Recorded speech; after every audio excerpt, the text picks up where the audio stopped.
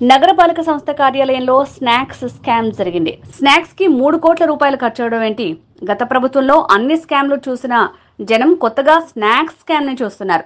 సాక్షాత్తు YCP కార్పొరేటర్లే snacks scam జరిగిందని ఫిర్యాదు చేశారు. నగరపాలక సంస్థలో 90 మందిని నియమించి 25 నెలల పాటు జీతాలు ఇచ్చినట్లు లెక్కలు చూపించారు. నియామకాలు జరిగిన మాట వాస్తవమే కానీ వ్యక్తులు మాత్రం నగరపాలక సంస్థలో పనిచేయలేదు. 2 కోట్ల రూపాయల విలువ చేసే డబుల్ డెక్కర్ బస్సు చెత్త సామాన్ల మధ్య పెట్టారు. డబుల్ డెక్కర్ బస్సును ప్రజలకు అందుబాటులోకి తీసుకురావాలి అని జనసేన పార్టీ తిరుపతి నియోజకవర్గ ఇన్ఛార్జ్ కిరణ్ రాయల్ అన్నారు. గత ప్రభుత్వంలో వైసీపీ హయాంలో కార్పొరేషన్ ఎన్నికలు రాష్ట్ర వ్యాప్తంగా జరిగింది తెలిసిందే. ఎలా జరిగింది ఏమో అది పక్కన పెడదాం. అంత అద్భుతమైన మేయర్లు, కార్పొరేటర్లు, అద్భుతమైన కార్పొరేటర్లు, ప్రజల సేవ తెలిసి ప్రజల మీద ప్రేమ ఉండే కార్పొరేటర్లు, భారీ ఎత్తున గెలిచి కార్పొరేటర్లు ఉన్నారు. మన తిరుపతిలో చూద్దాం. 2.5 సంవత్సరంలో తిరుపతికి అన్నీ ఒకరే నడిచారు. మున్సిపల్ కార్పొరేషన్లు అన్నీ ఒకరే, డిప్యూటీ మేయర్ ఒకరే, మేయర్ ఆయనే, ఇంకా ఎమ్మెల్యే ప్రతి ఒక్కటే. భూమల అభినయరెడ్డి ఉన్నాడు ఇక్కడ, అందరూ తెలిసిన విషయం. ఆ విషయం వీళ్ళు పోయిన కార్పొరేషన్లో కలిసేది ఎప్పుడో ఒకరోజు, ప్రజా సమస్యలు మాట్లాడేది ఎప్పుడో ఒకరోజు. ఆ కలిసిన రోజులు కూడా వీళ్ళకి స్నాక్స్ పెట్టేవారంట. మనం మామూలుగా land scam, wine scam, mind scam, రకరకాల స్కాములు చూసారు. స్నాక్స్ స్కామ్ కొత్తగా నేను ఫస్ట్ టైం చూస్తాను. ఎంతండి ఇదే? దీంట్లో ఒక సమోసా, వాళ్ళు స్నాక్స్, కార్పొరేషన్ అధికారులు అందరూ కలిస్తే ఒక 100 మంది 150 మంది ఉంటారు అనుకుంటాం. అందరూ స్టాఫ్ అంతా కలిసి కూడా 150 మంది ఉంటారు. ఒక సమోసా, ఇన్ని జీడిపప్పులు, ఇంత మిక్చరు, ఒక బిస్కెట్, ఒక టీ ఇస్తారు. ఒక కప్పులో టీ, ఈ కప్పులో టీ ఇస్తారు. దీని అంకేం ఎక్కువ నుంచి పోయారు 40 ml.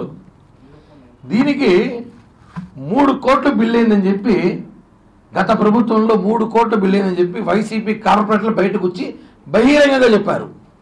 3 కోట్లు తినేసాము. ఆ టీలో ఏమైనా బంగారు పోతేమైనా పోషించినారా? లేకపోతే ఆ బిస్కెట్లు ఏమైనా అంబానీ వాళ్ళ ఇంట్లో తినే బిస్కెట్లా?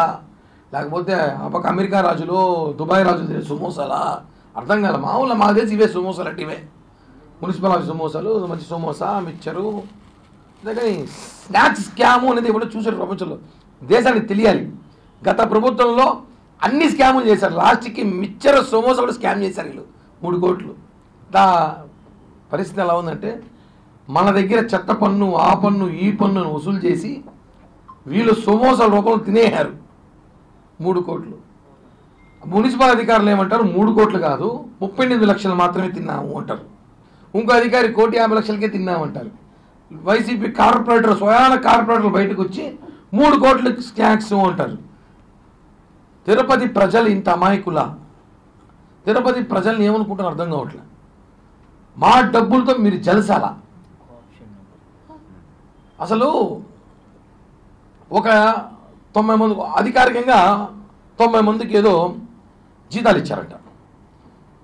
జీతాలు మాత్రం ఉన్నాయి, మనుషులు లేరు. ఇదొక వింత.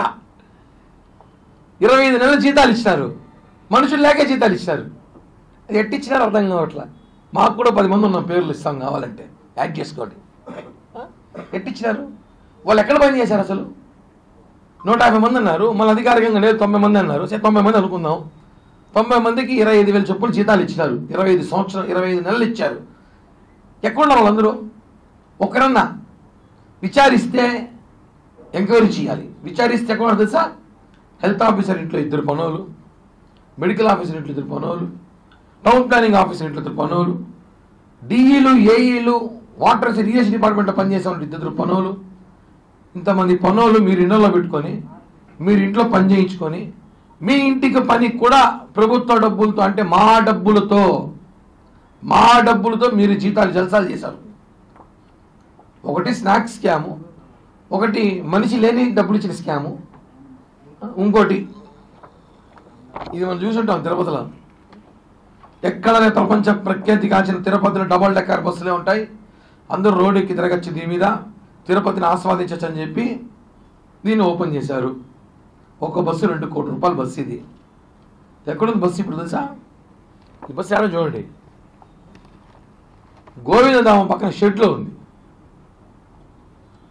గోవిందధామం పక్కన పాత బండ్లు, మున్సిపల్ ఆఫీస్ టీడీడీకి సంబంధించిన పాత బండ్లు అక్కడ పడేసి ఉంటారు, చెత్త బండ్లు. ఆ చెత్త బండ్లో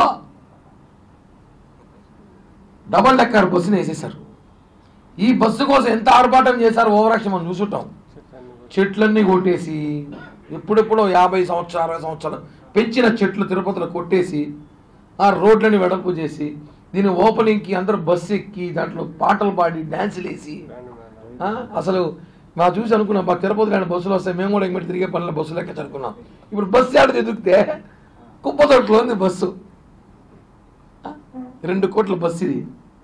కనీసం మున్సిపల్ అధికారులు దీని అందించి వాడుకోవచ్చు, బస్సు తెచ్చుకొని తిరుపతి అందించి వాడుకోవచ్చు అనుకుంటా. ఎందుకు వేస్ట్ చేయడం? కనీసం మున్సిపల్ ఆఫీసులో స్టాఫ్ కన్నా పలుకొస్తున్నాం ఇంటికి వేదానికి. ఇవన్నీ కాదు, మాట్లాడితే బాధ. కొంతమంది మొన్న నేను ఒక గురించి మాట్లాడితే బాధపడుతున్నారు. బాధ కాదు, వాస్తవాలు ఇవన్నీ నిజాలు. మీడియాకి తెలీదా, ప్రజలకు తెలీదా? సోమవాసాలు టీలకి 35 లక్షలు, 3 కోట్ల 3 కోట్లు అంటారు, 30 లక్షలు ఎంతో అంటారు, లక్షలు తినేయారు కదా. మనుషులు లేకుండా జీతాలు. ఇదేనా వైఎస్ జమానా జరిగింది? ప్రజలకు తెలియాలి. గత ప్రభుత్వంలో మన డబ్బులతో వాళ్ళు విపరీతమైన జల్సాలు చేసుకున్నారు. వీళ్ళందరి మీద విచారించాలి.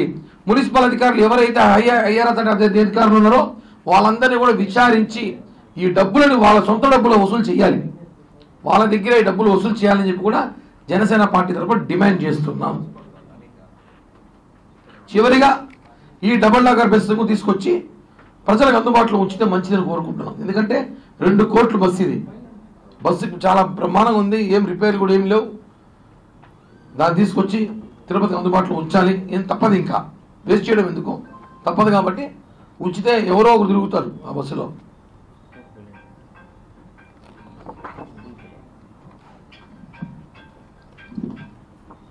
Thank you. బయటకు వచ్చి చెప్తున్నారు కదా, మున్సిపల్ మేయర్ గారు, డిప్యూటీ మేయర్ గారు సమాధానం చెప్పాలి, మున్సిపల్ కమిషనర్ సమాధానం చెప్పాలి. గత ప్రభుత్వంలో ఎవరు బలవంతం చేశారు? లేదంటే సమోసాలు, ఈ జీడిపప్పులు, ఇదేమైనా ఎవరికైనా కాంటాక్ట్ ఇచ్చారో కనుక్కోవాలి ఒకసారి. లేకపోతే 3 కోట్లు అన్నారు, మళ్ళీ 2 కోట్లు అన్నారు, మళ్ళీ 36 లక్షలు అన్నారు. ఏమో ఆ వెంకటేశ్వర స్వామికి తెలుసు ఏం జరుగుతుందో.